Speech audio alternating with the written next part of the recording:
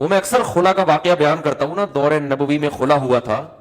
جمیلہ بنت ثابت انصاری رضی اللہ تعالی عنہا رسول اللہ صلی اللہ علیہ وسلم کے پاس آئیں. صحیح بخاری کی حدیث ہے. شادی ہوئی, پہلے اپنے میاں کو دیکھا نہیں تھا انہوں نے. جب پہلی رات میں میاں کو دیکھا تو ان کو اندازہ ہو گیا کہ بھئی یہ تو شکل و صورت کے لحاظ سے میرے لیول کے بالکل بھی نہیں ہے. تو وہ نبی کے پاس آ گئیں فوراً کہ یا رسول اللہ, کہ میں ثابت الانصاری کے دین اور اخلاق پر مجھے کوئی اعتراض نہیں ہے, بہت نائس پرسن, بہت نیک آدمی, بہت نیک, لی من الجمال ما ترا, میں جس قدر خوبصورت ہوں آپ جانتے ہیں, لیکن ثابت الانصاری قد کے لحاظ سے چھوٹے, رنگ کے لحاظ سے انتہائی سیاہ, تو کسی بھی لحاظ سے ان میں اٹریکشن میرے لیے نہیں ہے. بالکل جوڑ کی شادی نہیں ہوئی ہے یہ, مجھے خلا چاہیے.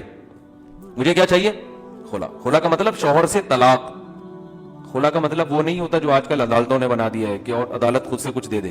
مطلب یہ ہے کہ شوہر سے اس شرط پہ طلاق چاہیے کہ مہر واپس کرنے کے لیے تیار ہوں. ایسی طلاق کو خلا کہا جاتا ہے. ہوتی وہ طلاق ہی ہے اور دیتا وہ شوہر ہی ہے, کیونکہ ڈیورس شوہر کے علاوہ کوئی بھی نہیں دے سکتا. جج صرف اپنی بیوی کو طلاق دے سکتا ہے, دوسروں کی بیویوں کو جج کو ڈیورس دینے کا رائٹ نہیں ہے. یہ عدالتوں میں بہت بڑا مسئلہ کھڑا ہوا ہے آج کل, اور اس کے خلاف آواز نہیں اٹھائی جا رہی. یہ بھی تو میں بار بار کہتا رہتا ہوں, یہ تو زنا کا پورا ایک اڈا بنا دیا عدالتوں نے. دو عورت جا رہی ہے, خلا کی ڈگری پکڑائی, وہ کہیں اور شادی کر رہی ہے, حرام شادیاں ہو رہی ہیں, وہ نہیں ہو رہی شادی. تو کسی بھی مسلک میں اس کی اجازت نہیں ہے. چند صورتوں میں عدالت نکاح کو ختم کر سکتی ہے, چند ایک صورتیں, وہ بہت شاذ و نادر ہے. خیر, تو آپ صلی اللہ علیہ وسلم نے ان کی میاں کو بلایا اور فرمایا دے دو طلاق اس کو, مشورے کے طور پر. طلقھا, ان کو کیا کرو, طلاق دے دو. کہ آپ جانتے تھے کہ یہ چلو ایک غلطی ہو گئی نکاح کر کے, اب اس کو باقی رکھنا اس سے بڑی غلطی ہوگی, نہیں لڑتے رہیں گے تو چھوڑ دو اس کو. اس سے بھی پتہ چلتا ہے کہ ہمارے معاشرے میں جو طلاق کو بہت معیوب سمجھا جاتا ہے نا, طلاق معیوب ہے اتنی نہیں ہے جتنی سمجھا جاتا ہے.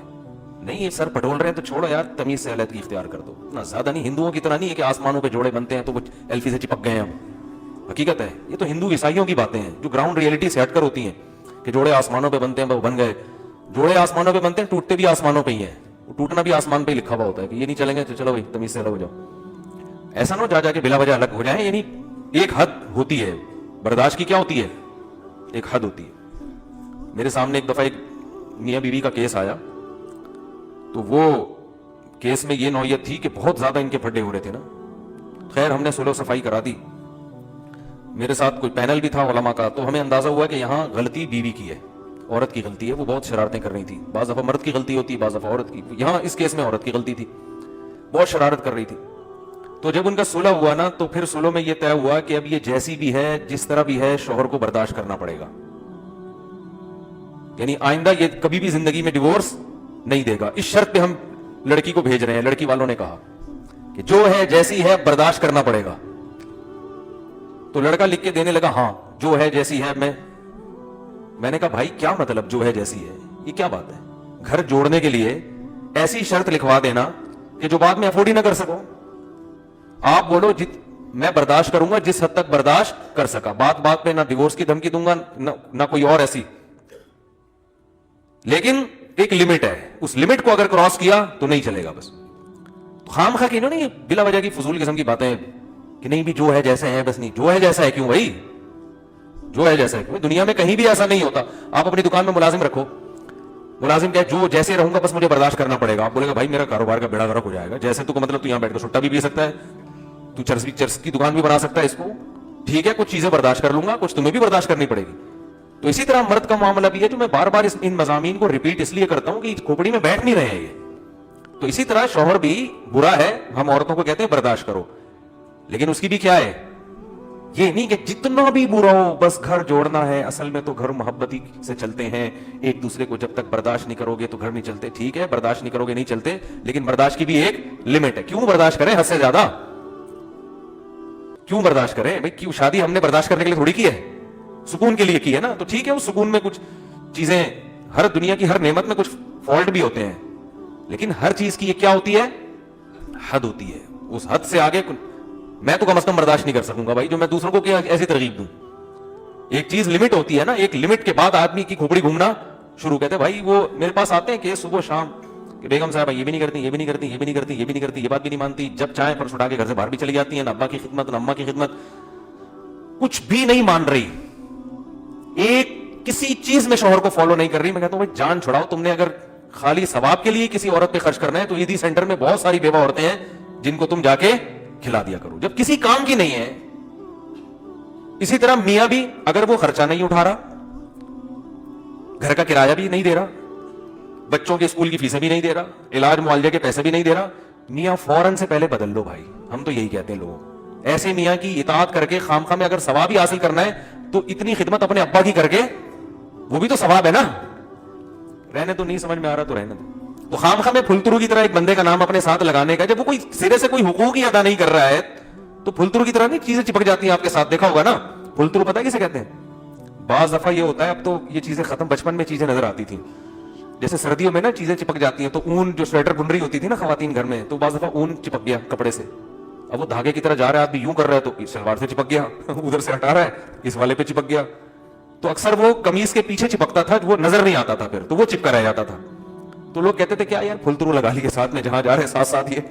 تو ایسے ہی بعض عورتوں نے پھلترو کی طرح میاں کو اپنے ساتھ چپکایا ہوا ہے، وہ ایک حق بھی کم وقت ادا کرنے کے لیے تیار نہیں ہے. تو بعض نے پھلترو کی طرح بھی بیگم کو چپکایا ہوا، بعض نے پھلترو کی طرح.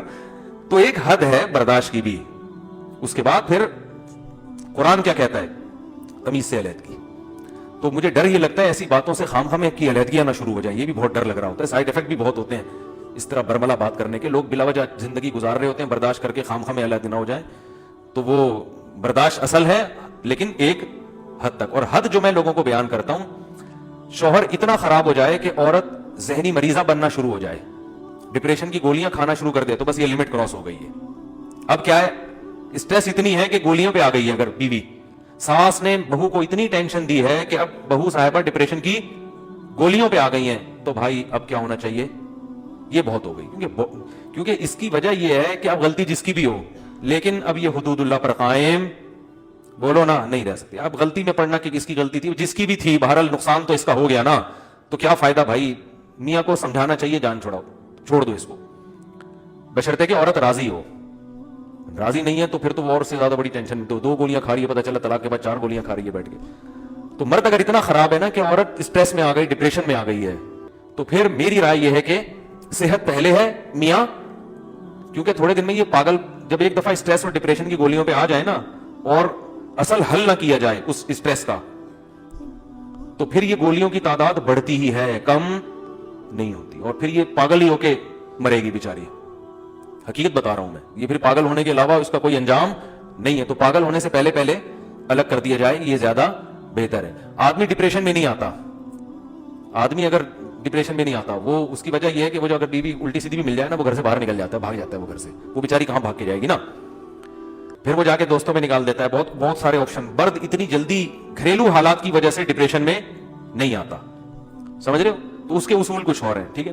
تو خیر بات کہاں سے کہاں چلی گئی. جو میں اصل عرض کر رہا تھا کہ حضرت ثابت رضی اللہ تعالی عنہ کی زوجہ آئیں، یا رسول اللہ میرا ان کے ساتھ گزارا بالکل بھی نہیں ہو سکتا، میں انتہائی خوبصورت عورت ہوں اور یہ انتہائی شکل و صورت کے لحاظ سے کم ہے. لیکن ان کے الفاظ کیا تھے کہ مجھے ان کی دینداری اور ان کے اخلاق پر کوئی اعتراض نہیں ہے. تو نبی نے ان کو کہا کہ دے دو طلاق، انہوں نے دے دی. عقل مند تھے، جانتے تھے کہ گزارا نہیں ہو سکتا، تو خام خواہ ایسے گھر کو زبردستی گھسیٹنے کا کیا فائدہ. ورنہ مرد ظالم بھی ہوتے ہیں، لٹکا دیتے ہیں، نہیں بھائی بس جیسا تیسا ہے، تو اس میں فائدہ نہیں ہے پھر.